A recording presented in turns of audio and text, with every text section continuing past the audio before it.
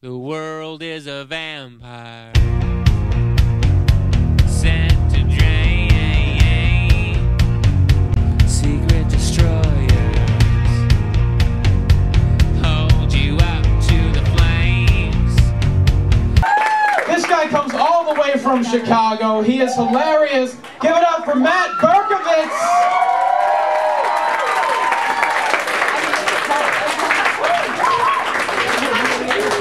What's up?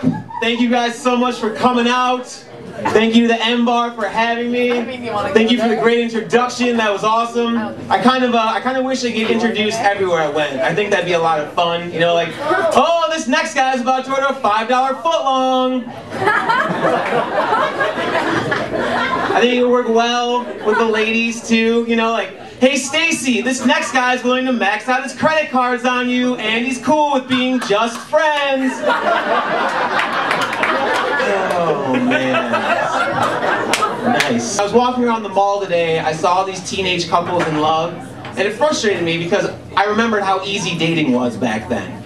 Because in high school, if you liked someone, all you had to do was ask them to homecoming over instant messenger. That way if they were like, no, you'd be like, oh, JK, homecoming's lame. Do a group thing, and then make sure you found some alone time with that special someone in the bathroom after you both had a couple of Mike's Hard Lemonades. Poof, you're in a relationship. But now, dating's so difficult, and I'm sure part of it's we're in LA, which is like the epicenter of dating debauchery. But the conclusion that I've come to is that dating in LA is a lot like playing in the ball pit at a Chuck E. Cheese. It's a lot of fun for a while, and then you realize you're in this shallow pit of plastic. Surrounded by children who are playing pretend. Where you're probably going to catch an STD. Oh, STDs are the worst, aren't they? No one wants to... You now have a lifelong reminder as to why you don't go drinking on a Wednesday afternoon in Hermosa Beach. Mistake. Anyone been down there? Here's what they need to do. They need to rename every bar on Pier Avenue after an STD so you know what you're getting before you walk in the door. So from now on, Sharkies will simply be known as gonorrhea. Does anyone here know what the worst STD is? Take a suggestion or two from the audience. Stop. It's not that person who spent time at the free clinic, okay? And it's not herpes, and it's not AIDS, it's pregnancy. Don't owe me, because think about it, if you're dating someone and you find out they have herpes, whatever, you go to CVS, you get some pills and some creams, and you move on with your day. But if you date someone and somehow a kid gets introduced into the equation, one of two things is going to happen. Either someone's getting dumped by text message, or you're going to wind up on the Bercovitz show. Oh man, the text message dump, that'd be pretty brutal, right? The only thing I can think of worse than getting dumped by text message would be if you had your heart broken. Anyone here had their heart broken before? Yeah! Why are you guys cheering? Like, oh yes! I've laid on my couch for 3 weeks straight listening to Kelly Clarkson and watching Sex and the City reruns. Which I have. But from that experience, I learned a very valuable lesson. I want to share that with you guys this evening. The best remedy for a heartbreak is not going out and doing shots of Patron until you black out and throw up on the window as you're walking through the McDonald's drive-thru. And it's not that booty call you get at 2 a.m. 5 minutes after you change your Facebook status to single. Anyone notice that, by the way? Everyone goes from in a relationship to single at like 2 or 3 o'clock in the morning because they're hoping no one's going to notice. But then everyone goes from being single to in a relationship at like 10:30 in the morning because they just want to spend the rest of the day bragging to their friends. But it's none of that, it's the family meal at Popeye's Chicken.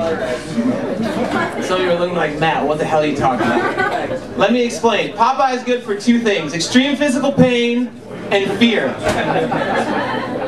Every time I've had Popeye's Chicken, I wound up in such agony, I just curled up on my couch, moaning and watching reruns of SpongeBob SquarePants.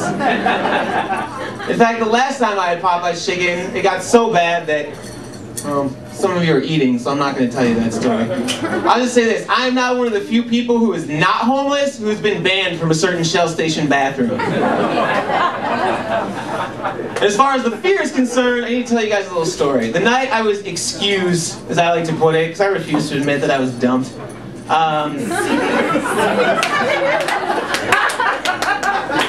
I was in bad shape. I was in my bed just sobbing for hours and hours, and I'm like, Matt, you gotta do something about this. Now usually if I'm having a bad day, I'll just eat ice cream and Funyuns until I start hallucinating and Ben and Jerry start talking to me. But this was serious. I thought she was the one. It's like I needed to bring in the heavy artillery. And remembering back to the Shell station incident, I decided Popeyes was going to be the way to go. So I just moved to a new part of town. I wasn't really sure where anything was, so I hopped on my laptop, did a search on Google, and Google confirmed for me something that I already knew in the back of my mind, and that was this. I was about to take a trip to the numbered streets. Now some of you laugh and some of you clearly need an explanation, so here it is. No matter what part of the country you're in, no matter what neighborhood you're in, it could be black, white, purple, Asian, Hispanic, whatever, somewhere between 23rd and 172nd in the bad part of town, guaranteed you will find a Popeyes chicken.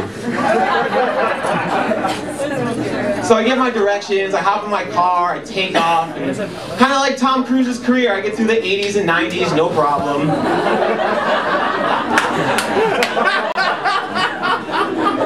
When at 113th Street, I have my Oprah's couch moment and I get caught at a red light. And just as I'm pulling up to a complete stop, our song comes on my iPod speakers and I start to cry again. And about 30 seconds into the song, up next to me pulls an Escalade filled with dudes who look like they're from an episode of Locked Up. Now I'm not racist, and I'm not suggesting any of you out there are, but let's be honest, we all stereotype, right? So what I want to do right now is give you a second, let you choose your own adventure, and in your mind, I want you to pick the race of the guys who were driving the car. Everyone check off their little box? Excellent. Real quick, by round of applause or show of hands, how many of you racists out there check Native American? That's what I thought. So anyways, they see me, they see what I'm driving, they start screaming at me like, where are you from, blood? Who you repping, Crip? How's it going down? I mean, I've listened to a lot of Tupac, and I've seen Boys in the Hood. But I don't know how to respond to this, and even if I did, it wouldn't matter, because now, between the chorus of I Want It That Way,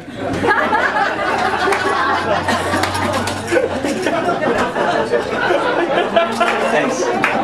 And the fact that I've seen enough Spike Lee movies to know I'm about to get robbed, all I can imagine is like, I don't know. This goes on for a few minutes, and at one point I hear someone yell out, we're going to do to you what the subprime mortgage crisis did to the American taxpayer! Everything like, wow, that is a really deep insight, considering where we are, and I am in a lot of trouble. So this goes on, finally, in a flash, one of them hops out of the Escalade, comes over, taps on my window, and as he's reaching into his waistband, he's like, you better say something, dog! And somehow, through the fear, and the crying, and the tell me why, I was able to get out, she broke my heart! And he looked at me and just started shaking his head, just getting madder and madder by the second. And instantly he pulled his hand out of his waistband, and much to my surprise, there was nothing there, and all he did was point. And he leaned in a little bit closer to the window and he said, 2 blocks up on 115th Street, there's a Popeyes chicken. Hey guys, thank you so much for coming out.